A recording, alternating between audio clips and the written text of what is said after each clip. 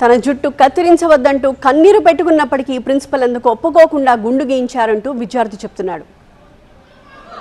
నా పేరు ఈశ్వర్, నేను బ్లాక్ బుక్ స్కూల్లో నెక్స్ట్ డే చదువుతున్నా.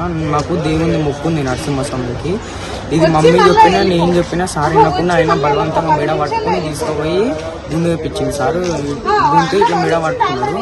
మెడ పట్టుకుని వదిలేండి సార్ అంటే ఇట్లా వదిలేడు, గట్టిగా పట్టుకున్నాను. మాట్లాడాలి అంటే నాకు ఏం రాలేదు. ఇంకా మీరు చెప్పారా సార్కి ఎట్లా సార్కి చెప్పిన ఆయన ఇటు వదిలకుండా తీసుకోపోయింది సార్, గుండు వేపించింది. మొక్కు ఉందని చెప్పినా ప్రిన్సిపాల్ వినలేదని, తమ పిల్లాడి జుట్టు తమకు కావాలి అంటూ స్కూల్ యాజమాన్యంతో విద్యార్థి తల్లి గొడవపడ్డారు. ప్రిన్సిపల్పై చర్యలకు డిమాండ్ చేశారు.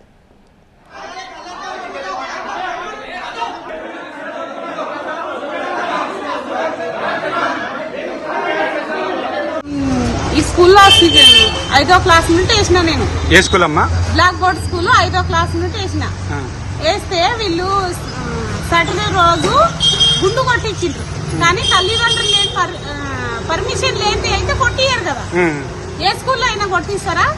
మా ఎంటికలు మాకు కావాలి, మా అబ్బాయి ఎంటికలు మాకు కావాలి. మాకు మొక్కు ఉంది. ఆ మొక్కు పడి మేము తీర్చుకోవాలని నేను అబ్బాయికి కూడా చెప్పిన, వద్దు నాయన కటింగ్ అని చెప్పిన. నేను ఆగిండు. కానీ పర్మిషన్ ఇవ్వాలి కదా, వాళ్ళు పర్మిషన్ అన్న ఇవ్వాలి, లేకుంటే నాకు కాల్ చేయాల్సి ఉండే. అసలు కాల్ చేయలేదు, ఏం చేయలేదు నాకు వాళ్ళు.